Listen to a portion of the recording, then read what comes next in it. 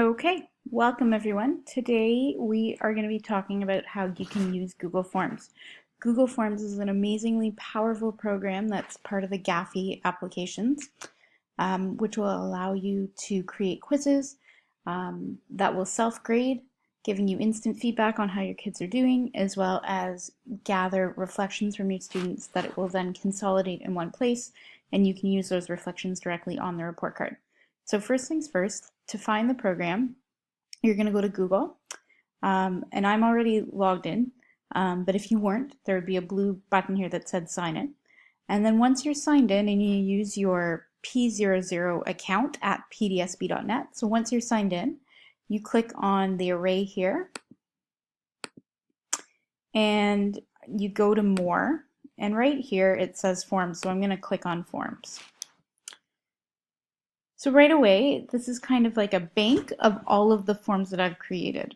For our purposes today, we're going to go and we're going to say we want to click a blank. I've only ever used the blank. I've never used any of these pre-created ones.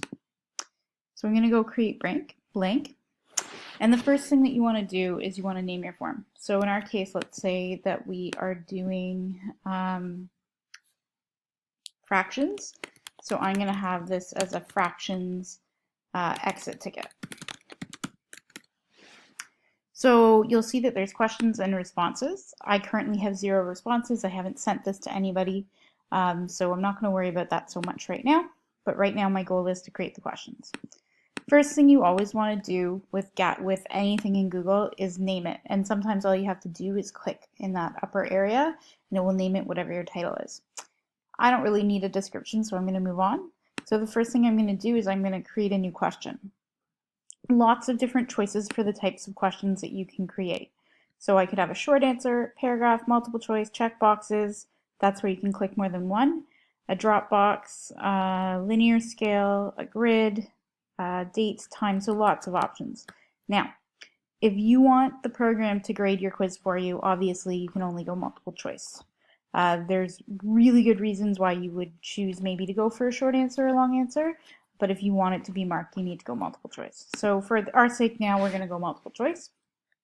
And I'm going to go, and let's say I want to create an exit ticket that's going to self-grade. The first thing I'm going to do is I'm going to go to settings, and I want to go to quizzes. So first you general, limit to 1 response. That's if you only want kids to answer it once, each kid to answer it once. Which is probably a good idea if you're doing an exit ticket. But maybe you want them to edit it after they submit. It depends on what your purpose is. Presentation, this isn't as important. Quizzes though, so if you want to make this a quiz, it's really important you click this button right here. So if I'm going to click that, release the grade. So do you want them to get it right away, or do you want them to get their results after a little while? So if they're doing it on the spot and you don't want them giving answers to their friends, you might want to go after a little while. We're going to go with immediately. And what do we want to allow kids to see? Missed questions, correct answers, point values, what have you. So I'm going to go save. So I've now turned this into a quiz. It's not an actual quiz, but by terming it a quiz, it means that they're going to mark it for me, which is key. So my first question is going to be, what fraction is equivalent to 1/2, let's say. So pretty simple question. So then I'm going to give some options. So maybe 3/4 is an option, maybe 4/8, maybe, I don't know, 1/3, and last but not least, 2/5.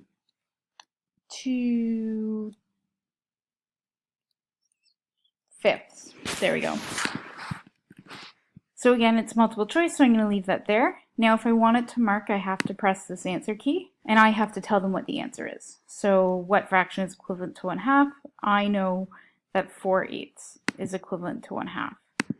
And then if I choose, I can even give answer feedback. So for incorrect answers, I might give a hint like, remember, in order to be equivalent,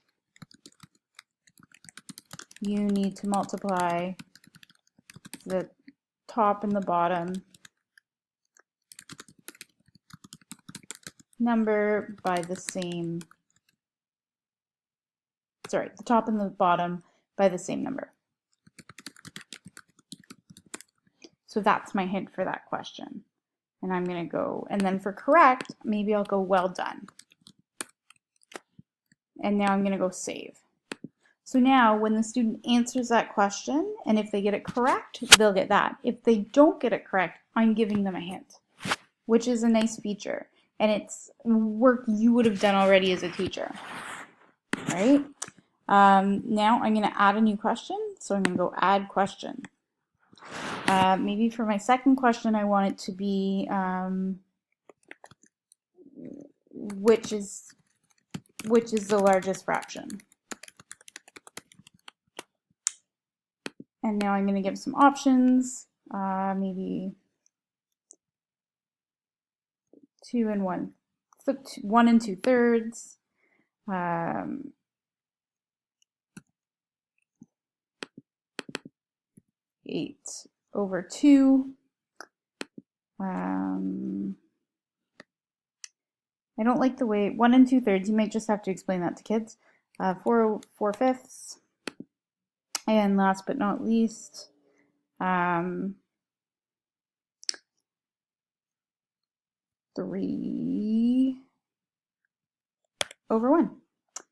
And then I'm going to go answer key.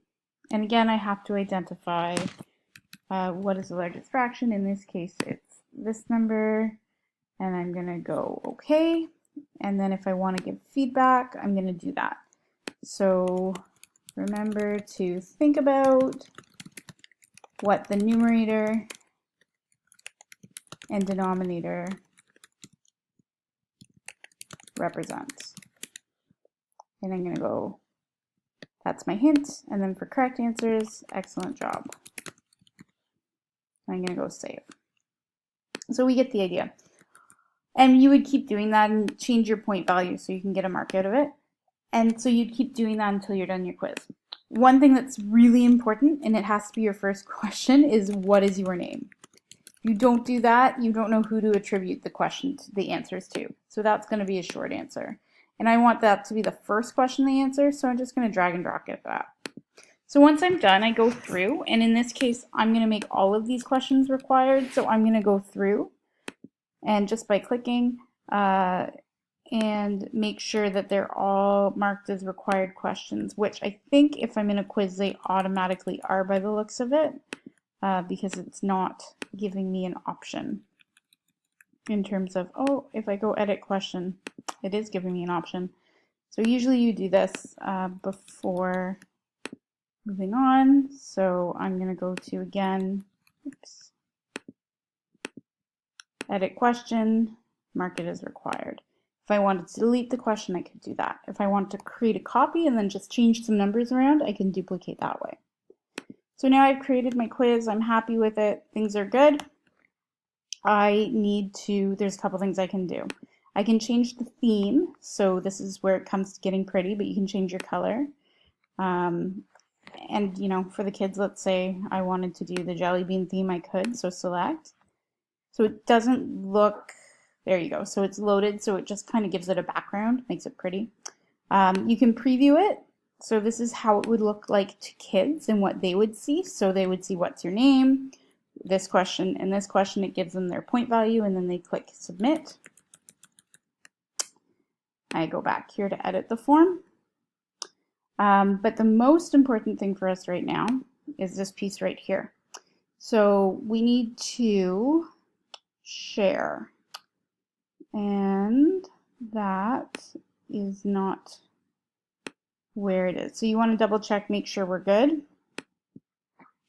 I'm all good. So now if I click on send, this is going to allow me to share. So I don't find getting the students' PDSB usernames all that helpful, so I don't do that. That's why I ask for their name. But what I do is I don't want to send it to individual emails. That takes too long.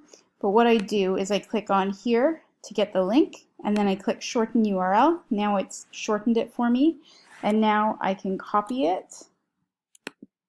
And now I can take that link and I can put it in Google Classroom, I can put it at Edmodo, I can put it on the board, if I need to and write it out for kids, but I find that Edmodo or Google Classroom tends to be your best bets. So in the end, they end up looking really, really good, and they give you some good data that you can go back to and take a look. Graphically, it will give you some information. So to give you an idea on that, this is a form that I've already created. It's not a quiz, and I have lots of responses, but you can see what it does is that it takes all your data and it puts it in graphically for you. And then if I want to dig deeper into the responses, I can click this button right here, which will take me to a Google sheet, which will allow me to kind of dig deeper and see little bits and pieces at a time. The other thing that you can always do is under responses, if at any time you want to end a quiz or the time limit's passed and no more quizzes accepted, you just click that button there and then it shuts down the quiz until you decide to open it up. So that's been a very quick shot at Google Classroom. Hope you found it, Google Forms. Hope you found it useful. If you ever have any questions, be sure to let us know.